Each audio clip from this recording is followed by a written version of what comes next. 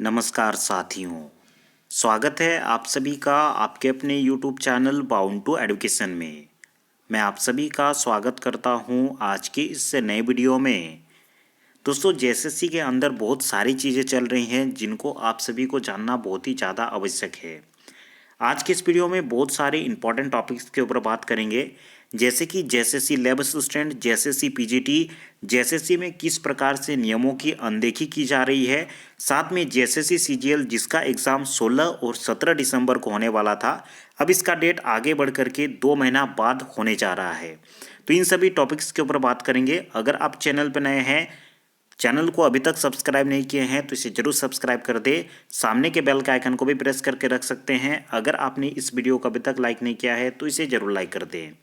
झारखंड में किसी भी प्रकार का जॉब रिलेटेड अपडेट आता है या फिर कुछ भी अपडेट आता है जो कि तैयारी करने वाले स्टूडेंट के लिए आवश्यक है, वे सारी डिटेल हमारे चैनल पर प्रोवाइड किए जाते हैं, इसीलिए अवश्य ही इसे सब्सक्राइब करके रखें। चलिए आज के पहले टॉपिक के ऊपर आगे बढ़ते हैं। दोस्तों, कल ही मैंने ये नोटिस डाल दिया था कि जेएसएससी के द्वारा जेएसएससी लैब असिस्टेंट का जो रेस्पॉन्स शीट है और आंसर की है वो जारी कर दिया गया है। जेएसएससी पीजीटी का भी जारी किया गया है। तो यहाँ पे आप सभी देख पा रहे होंगे, स्नातकोत्तर प्रशिक्षित शिक्षक प्रतियोगिता परीक्षा 2023 कल ही ये नोटिस भी जारी किया गया था। आप अपना रेस्पॉन्स शीट और आंसर की जांच सकते हैं। jssc.nic.in पर लिंक प्रोवाइड कर दिए गए हैं। डेट याद रखेंगे, 10 तारीख से पहले आपको जांच लेना है। तो यहाँ पे आपको एक काम करना है, अगर आप जेएसएससी लैब असिस्टेंट का एग्ज़ाम दिए थे या फिर जेएसएससी पीजीटी का एग्ज़ाम दिए थे, अगर आपने अपना रेस्पॉन्स शीट और आंसर की जांच लिया है तो आपको एक काम करना है कि कमेंट में जा कर के कितना आपका करेक्ट हो रहा है वो संख्या आपको लिखने हैं। ठीक है, आपने 150 में कितना क्वेश्चन को करेक्ट किया है। मैं आपसे अनुरोध करूंगा कि फेक ना बताएं, एग्जैक्टली जो आपका आ रहा है वो बताएं, क्योंकि कुछ कुछ केसेस ऐसे सुनने और देखने को मिल रहे हैं कि किसी किसी स्टूडेंट का अधिक मार्क्स है लेकिन उसका सिलेक्शन नहीं हुआ है, जबकि उससे कम मार्क्स वाले स्टूडेंट का सिलेक्शन हुआ है लैब असिस्टेंट में। ठीक है, तो लैब असिस्टेंट वाले स्टूडेंट भी अवश्य ही कमेंट करें, लिख दीजिएगा कि लैब असिस्टेंट में इतना आया था। ठीक है, और किस शिफ्ट में किस दिन आया था ये भी लिखेंगे।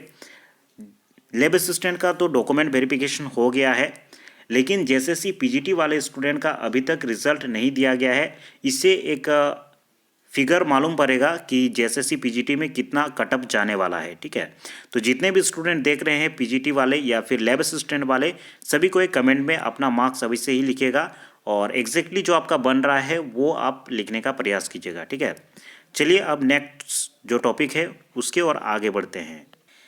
देखिए दोस्तों, ये न्यूज़ निकल करके सामने आया है कि जेएसएससी औद्योगिक प्रशिक्षण अधिकारी के 930 पदों पर नियुक्ति के लिए पिछले सप्ताह परीक्षा हुई थी, लेकिन यहाँ पे देखिए नियमों की अनदेखी की गई थी और 50 आवेदन रद्द हुए थे।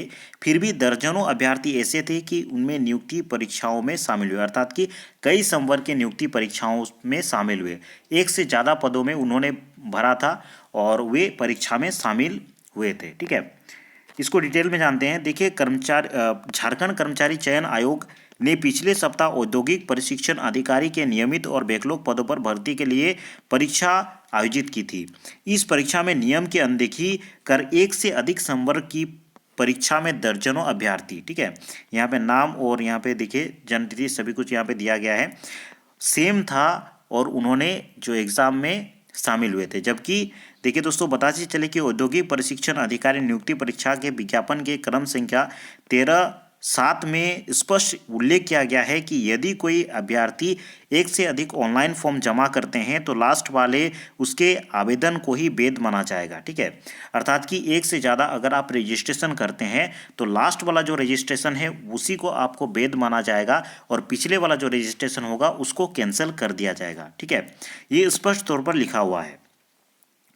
तो देखिए दोस्तों, पहले जमा किए गए सभी ऑनलाइन फॉर्म रद्द कर दिए जाएंगे।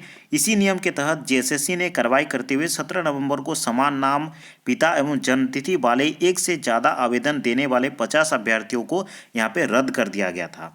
इसके बावजूद देखिए दोस्तों, दर्जन ऐसे अभ्यर्थी परीक्षा में शामिल हुए जिन्होंने देखिए दोस्तों 930 पद थे और उन्होंने 27, 28 और 29 अर्थात कि एक से ज़्यादा पदों के लिए उन्होंने फॉर्म फिलअप किया था और एग्ज़ाम में शामिल भी हुए थे। ठीक है, उनका नाम और यहाँ पे देखिए पिता का नाम और किस दिन एग्ज़ाम था वो भी दिया गया है।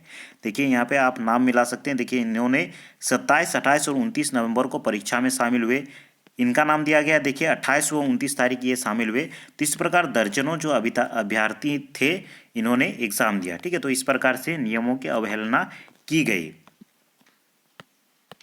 तो यहाँ पे ये सवाल खड़ा होता है कि ये 50 अभ्यर्थी को पहले कैंसिल कर दिया गया था, तो फिर ये जो अभ्यर्थी हैं इतने सारे अभ्यर्थियों का नाम दिया गया है, ये किस प्रकार से एग्ज़ाम में शामिल हुए। ठीक है, उन्हीं का देखिए मांग किया गया है। ऑल इंडिया CITS CTI के द्वारा जो परीक्षार्थीगण सभा है, संघ है, उनके द्वारा ये मांग किया गया है कि जो भी इस प्रकार से शामिल हुए हैं उनको पहचान करके उनके दावेदारी को रद्द कर दिया जाए। ठीक है, आगे चलते हैं। जो आज का सबसे महत्वपूर्ण टॉपिक है कि JSSC CGL जो है उसका डेट फिर से आगे बढ़ा दिया गया है और फिर से आगे बढ़ कर के 2 महीना आगे चले जाने वाला है। ठीक है, ये जो आपका नोटिस दिख रहा है मेरे ख्याल से मैक्सिमम जो स्टूडेंट है इस नोटिस को पढ़ लिया है। ठीक है, ये उस एजेंसी के द्वारा नोटिस दिया गया है जिसको JSSC CGL का परीक्षा का भार सौंपा गया था।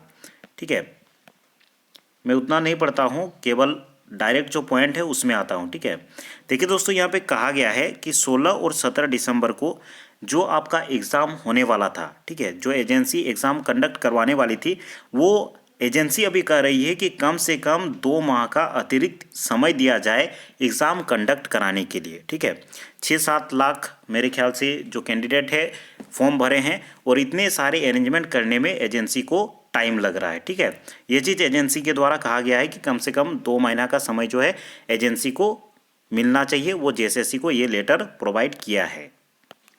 ये वही CGL का एग्ज़ाम है जो कि कई दफ़ा कैंसल पोस्टपोन होते हुए दिसंबर तक पहुंचा था और अभी दिसंबर से भी ये पोस्टपोन होके आगे जाने वाला है। ठीक है, ये पिछले साल भी पोस्टपोन हुआ था नियोजन नीति रद्द होने के कारण।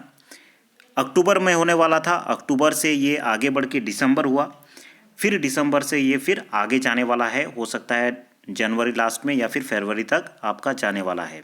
उसके बाद डायरेक्ट सरकार के द्वारा कहा जाएगा, लोकसभा का चुनाव आ रहा है, फिर ये एग्ज़ाम हो सकता है अगले सरकार में स्थानांतरित हो जाए। ठीक है, तो समझ करके चलिए किस प्रकार कठपुतली के तरह जो स्टूडेंट का यहाँ पे उपयोग किया जा रहा है सरकार के द्वारा। ठीक है, सामने लड्डू रख दिया जा रहा है और लालच दिया जा रहा है और फिर जब एग्ज़ाम का टाइम आता है तो इस प्रकार से एग्ज़ाम डेट बढ़ा दिया जाता है। ठीक है, हमें तो एग्ज़ाम जो एजेंसी है उससे कोई मतलब नहीं है, हम सरकार को बोलेंगे क्योंकि सरकार का यहाँ पे वैकेंसी निकला है। ठीक है, एजेंसी क्या कर रही है क्या नहीं वो चीज़ हमें नहीं जानना है, लेकिन फिर भी इतना बार पोस्टपोन हो सकता है किसी भी संस्था के द्वारा, कोई भी जो भी संस्था एग्ज़ाम लेती है, सेंट्रल का हो, SSC का हो, रेलवे का हो, इतना ज़्यादा पोस्टपोन कोई भी एग्ज़ाम नहीं हुआ है। ठीक है, जितना ज़्यादा JSSC CGL का एग्ज़ाम हुआ है।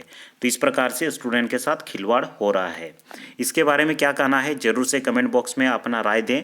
आज के इस वीडियो को देखने के लिए बहुत बहुत धन्यवाद। अगले वीडियो में हम लोग फिर मिलते हैं। अगर आपने चैनल को अभी तक सब्सक्राइब नहीं किया है तो इसे ज़रूर सब्सक्राइब कर दे, सामने के बेल के आइकन को भी प्रेस करके रख सकते हैं। अगर आपने इस वीडियो को अभी तक लाइक नहीं किया है तो इसे ज़रूर लाइक कर दें। आज की इस वीडियो को देखने के लिए बहुत बहुत धन्यवाद।